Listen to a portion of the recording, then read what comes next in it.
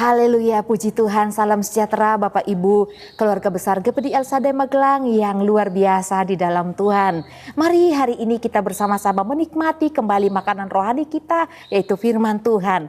Dalam firman Tuhan Bilangan pasal 32 ayat pertama sampai ayat yang terakhir, saya mengajak Bapak Ibu membaca dua ayat 11 dan 12. Demikian bunyi firman Tuhan. Bahwasannya orang-orang yang telah berjalan dari Mesir yang berumur 20 tahun ke atas tidak akan melihat negeri yang kujanjikan dengan bersumpah kepada Abraham, Ishak dan Yakub. Oleh karena mereka tidak mengikut aku dengan sepenuh hatinya. Ayat 12. Kecuali Kaleb bin Yefune orang Kenas itu dan Yosua bin Nun, sebab keduanya mengikut Tuhan dengan sepenuh hatinya. Puji Tuhan Bapak Ibu Saudara yang dikasihi Tuhan, judul firman Tuhan kita pada hari ini adalah sepenuh hati. Dari kedua ayat yang kita baca dikatakan bahwa ada orang Israel yang mengikut Tuhan tidak dengan sepenuh hati. Dan di ayat 12 dikatakan ada orang yang menyenangkan hati Tuhan dengan cara mengikut Tuhan dengan sepenuh hati. Oleh karena itu kita belajar tentang mengikut Tuhan dengan sepenuh hati. Sangat penting Bapak Ibu Saudara yang dikasihi Tuhan, ketika kita mengakui percaya kepada Tuhan Yesus, menjadi orang-orang yang mengasihi Tuhan ya dengan sepenuh hati kita. Artinya mengikut Tuhan dengan sepenuh hati. Ketika kita menyatakan diri kita percaya kepada Tuhan, maka kita akan mengikut Tuhan dengan sepenuh hati kita, tidak dengan separuh hati atau dengan setengah-setengah. Contoh perilaku yang tidak dengan sepenuh hati atau setengah-setengah dalam mengikut Tuhan, kita dapat belajar pada hari ini dari perilaku bangsa Israel. Dikatakan dalam ayat 1, Bapak Ibu, sangat indah firman Tuhan ini ketika Bapak Ibu dapat menikmatinya dari ayat pertama sampai ayat yang terakhir. Bahwa ada dua suku di antara suku Israel, 12 suku itu ada Bani Gad dan Bani Ruben yang berubah setia kepada Tuhan. Yang pertama, Bani Gad dan Bani Ruben ini berubah komitmen mereka untuk bersama-sama dengan suku yang lainnya untuk tinggal di tanah Kanaan, tanah yang mereka telah dijanjikan oleh Tuhan ya. Dikatakan pada ayatnya yang pertama, adapun Bani Ruben dan Bani Gad ternaknya banyak, bahkan sangat banyak sekali. Ketika mereka melihat tanah Yazer di tanah Gilead, tampaklah tempat itu tempat yang baik untuk peternakan. Ketika Bani Ruben dan Bani Gad ini melihat tanah Gilead itu adalah tanah yang subur, mereka ingin tinggal di sana. Mereka memilih tanah Gilead untuk menjadi bagian atau tanah warisan untuk mereka. Nah, yang kedua Bapak Ibu, sikap perilaku yang setengah-setengah, yang tidak lagi sepenuh hati mengikut Tuhan, perubahan sikap perilaku dari kedua suku ini. Bahkan separuh dari suku Manase juga ya, di ayat-ayat terakhir di sana juga dikatakan bahwa separuh dari suku Manase itu juga sama dengan kedua suku ini. Mereka berubah setia terhadap janji Tuhan. Janji Tuhan mengenai tanah Kanaan, tanah perjanjian yang seharusnya menjadi milik pusaka dari bangsa Israel. Dan mereka akan tinggal di sana, di Kanaan, negeri yang diberkati Tuhan. Negeri yang berlimpah dengan susu dan madu. Jaminan Tuhan yang sangat indah. Mereka akan menjadi bangsa yang besar, bangsa yang diberkati, bangsa ternama di Kanaan. Tetapi di sepanjang perjalanan, ketika sedikit lagi mereka akan masuk di tanah Kanaan, suku Gilead dan suku Ruben ini melihat dataran yang subur, yaitu tanah Gilead. Dikatakan mereka tertarik, mereka mau tinggal di sana. Kenapa Bapak Ibu Saudara sikap perilaku mereka ini menjadi berubah terhadap Tuhan, kesetiaan mereka, komitmen mereka yang tadinya mereka mau untuk bersama-sama masuk di tanah Kanaan yang dijanjikan Tuhan. Karena mereka juga mementingkan diri mereka dengan melihat tanah yang subur, mementingkan kehidupan mereka demi ternak mereka, demi harta mereka yang sangat banyak. Itu dikatakan dalam ayat 1a bahwa ketika mereka memiliki ternak yang banyak, mereka melihat bahwa tanah Gilead itu cocok untuk peternakan mereka. Nah, Bapak Ibu yang terkasih dalam Tuhan Yesus Kristus, apa yang kita harus lakukan supaya kita dapat mengikut Tuhan dengan sepenuh hati? Apa yang harus kita lakukan?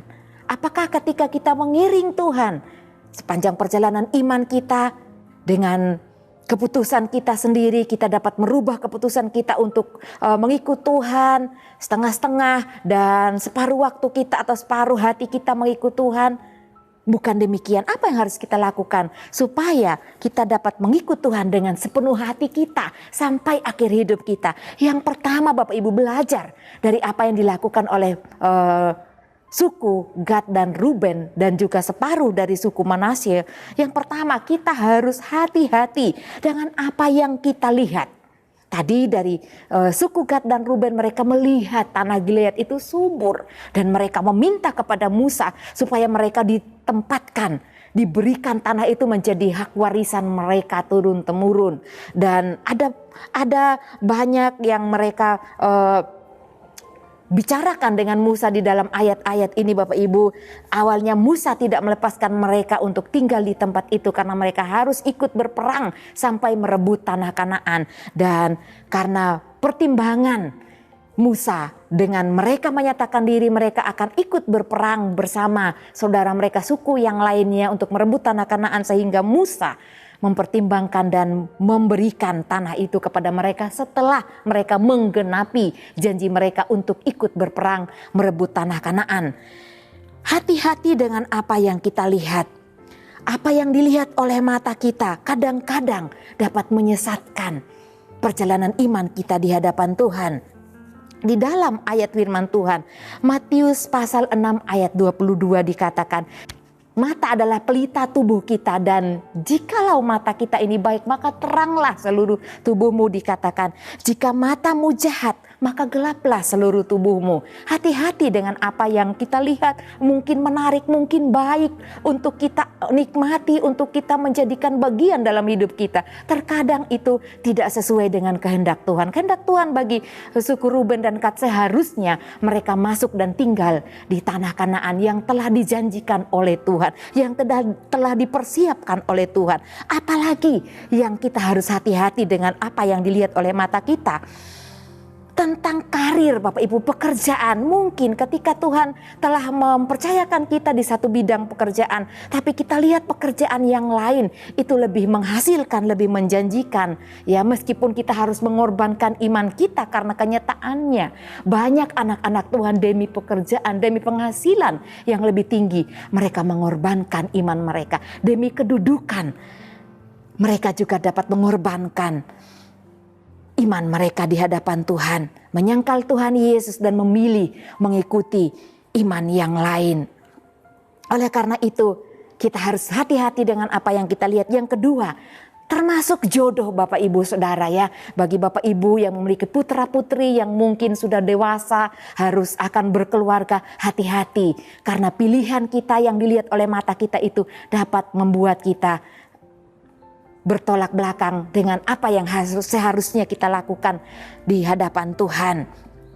Yang kedua, hati-hati dengan apa yang kita pikirkan dan kita lakukan. Apa yang kita pikirkan tidak selamanya selaras, sesuai dengan pikiran atau rancangan Tuhan. Rancangan Tuhan bagi bangsa Israel adalah menempati tanah Kanaan, tetapi mereka memilih untuk tinggal di Gilead. Dalam Yesaya 55 ayat 9, ayat 8 dan 9 dikatakan, Bapak Ibu, sebab rancanganku bukanlah rancanganmu dan jalanmu bukanlah jalanku. Demikianlah firman Tuhan, seperti tingginya langit dari bumi, demikianlah tingginya jalanku dari jalanmu dan rancanganku dari rancanganmu. Itu adalah firman Tuhan. Oleh karena itu, apa yang kita pikirkan, mari kita belajar berpikir bahwa pikiran dan rancangan Tuhan itu lebih baik daripada apa yang kita pikirkan tentang kehidupan kita. Lalu Bapak Ibu, kita harus juga benar-benar mempertimbangkan, mendoakan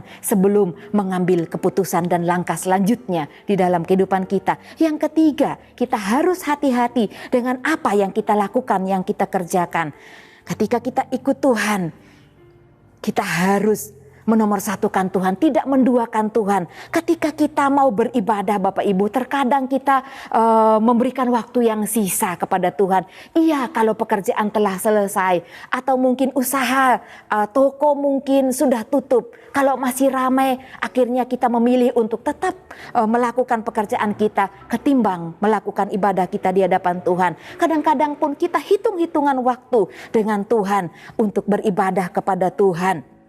Misalnya kita mungkin sudah ikut, kalau di gereja kita ada ibadah pagi hari, doa pagi, ada ibadah tengah minggu, dan ada ibadah raya. Kadang-kadang kita enggan Bapak Ibu, wah saya sudah ikut ibadah tengah minggu, ibadah raya kita tidak ikut. Atau kita ikut ibadah raya, tapi ibadah-ibadah yang lain kita tidak ikut karena pekerjaan yang kita lakukan. Oleh karena itu kita harus berhati-hati untuk iman kita tetap kuat di dalam Tuhan. Yang keempat, kita harus hati-hati dengan apa yang kita miliki. Bangsa Israel memiliki kekayaan yang banyak, ternak yang banyak, merusak pandangan mereka untuk berkomitmen menduduki tanah Kanaan yang diberikan oleh Tuhan. Apa yang kita miliki dalam kehidupan kita kadang-kadang dapat menyesatkan kita. Contohnya Bapak Ibu, harta benda yang kita miliki.